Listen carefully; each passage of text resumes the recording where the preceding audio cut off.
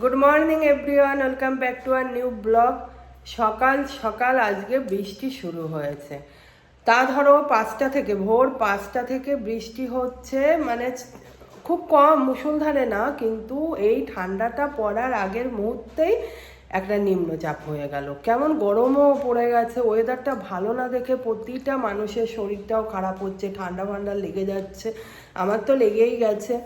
যাই হোক, আর পুরো মেঘলা আকাশ, হয়তো সারাদিন আজকে এইভাবে চলবে। আজ হচ্ছে শনিবার, এদিকে 10:30 বেজে গেছে ঘড়ির কাঁটায়, আর আমি এখন যাব পুজো দিতে। আমার আজকে সকালবেলা সমস্ত কাজ কমপ্লিট হয়ে গেছে, আজকে উঠেছিও অনেক তাড়াতাড়ি, কাজ টাজ কমপ্লিট হয়ে গেছে। এবার পুজোটা দিয়ে আসি, আমার কোথাও যাওয়ার আছে, আস্তে আস্তে তোমরা সব দেখতে পারবে। চলো, পুজো টুজো করে এসে মোটামুটি রেডি হয়ে গেছি। এখন পরবো শাড়ি, এই যে এই শাড়িটা আজকে পরবো। এই শাড়িটা নতুন, এখনো পরা হয়নি।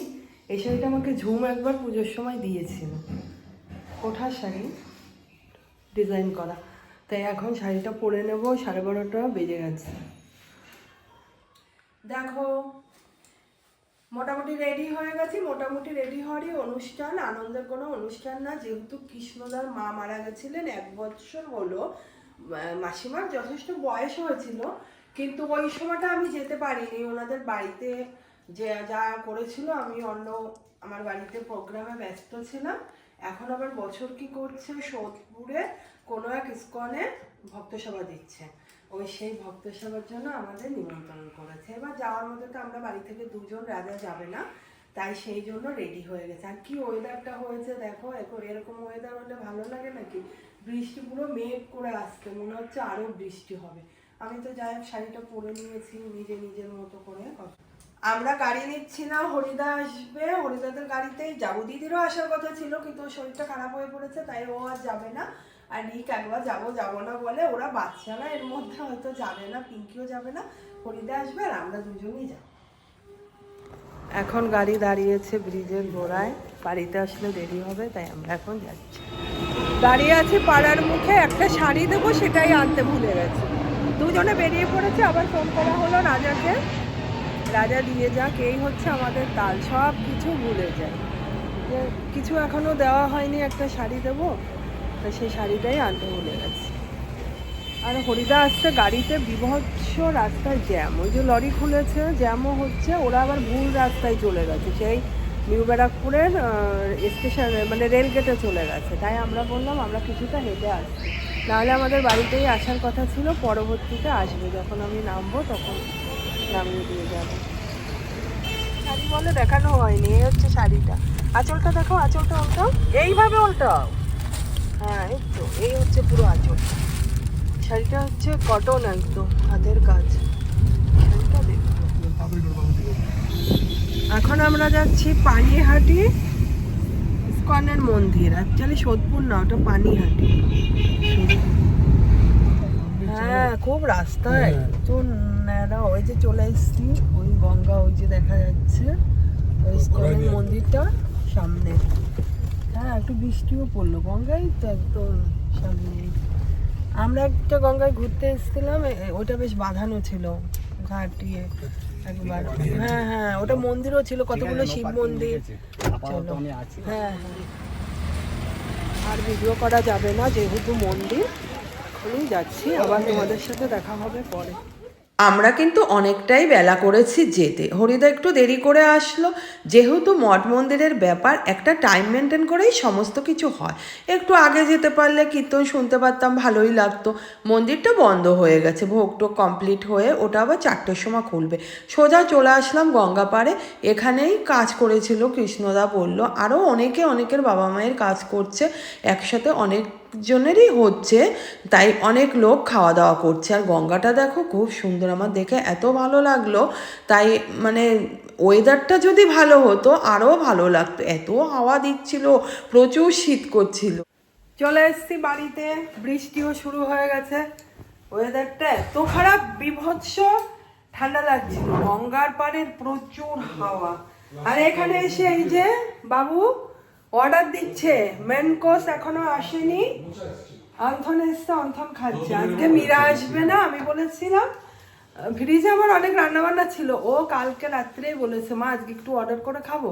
আমি বললাম না, রান্না করতে আসবে, ও তোকে ফ্রাইড রাইস চিলি চিকেন করে দেবে। যেহেতু ও সকালে ফোন করে বললো মীরা আসবে না, তাই অর্ডারই করে খা। আমি তো আর রান্না বান্না করিনি, ফ্রিজে আছে, ওগুলো খাবে না। এই যে দেখো অন্থন এনে না, খা খা বাবা, তোরটা খেয়ে বলো।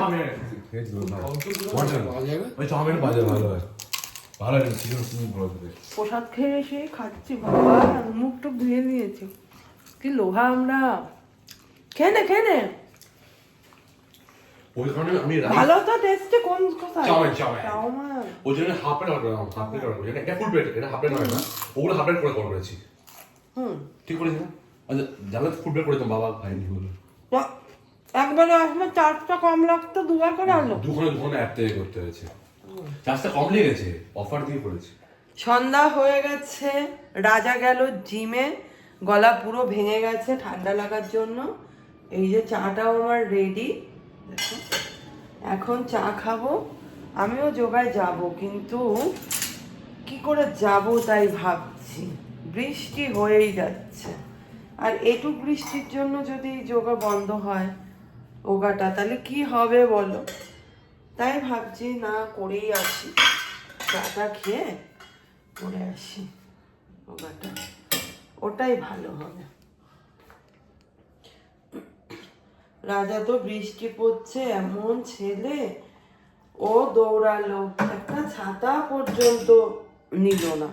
কতবার বললাম যে বৃষ্টি যেটুকুই হোক ছাতা নিয়ে যা, এখন শীতের দিনের বৃষ্টি না, ঠান্ডা লেগে যাবে। ও খুব তাড়াতাড়ি একটু গেল, কালী পুজোর নিমন্ত্রণ আছে আবার ওর বন্ধুর বাড়িতে, সেখানে যাবে। আমি তো বলেছি 10:30টার মধ্যে চলে আসিস, ওই জন্য আমি তাড়াহুড়ো করে ও এমনি বেরিয়ে চলে গেল। আমি ওই ঘরে রয়েছে, কিছুই বুঝতে পারছিলাম না বৃষ্টিটা। আমি মনে করেছি এখন মনে হয় হচ্ছে না, যে দেখি ভালোই বৃষ্টি হচ্ছে। বলছো চলো দুজনে 2 কাপ চা খেয়ে নি। চলে এসছি রাত্রির বেলার একদম খাওয়া দাওয়া নিয়ে, বেশিক্ষণ হয়নি বাড়িতে এসছি, ঝমাঝম করে ফেললাম একটু প্রেসার কুকারে ফেনা ভাত। যেহেতু রাজা আজকে গেছে বন্ধুর বাড়িতে, কালী পুজো আছে, ওখানে প্রসাদ খেয়ে আসবে। রাজার জন্য ফেনা ভাত খাওয়াই যায় না, আমার বেশ ভালোই লাগে ফেনা ভাত খেতে। তাই দেখো ফেনা ভাত, এখানে আছে মোচা চিংড়ি মাছ দিয়ে দিদি পাঠিয়েছে, আর এই হচ্ছে আমাদের ইলিশ মাছ, সে দিনকালে খেয়েছিলাম ছিল। খাবো ইলিশ মাছটা, ফেনা ভাত খেতে ভালো লাগে। চলো এখন রাত্রে তাহলে খাওয়া দাওয়া করে নিই। খাওয়া দাওয়া কমপ্লিট হয়ে গেছে। আর কোথাও যেতে গেলে সমস্ত কিছু পরি, গয়নাগাঠি কতক্ষণে খুলবো সেই চিন্তা করি, না খোলা অবধি যেন মানে স্বস্তি লাগে না একটা। যাই হোক সমস্ত খুলে রেখেছি, আর ভিডিওটা এখানেই এন্ড করব। তার আগে বলবো প্রসাদ কি খাইয়েছে সেটা তো তোমাদের বলা হলো না, অনেক কিছু ছিল, খুব ভালো ছিল প্রসাদগুলো।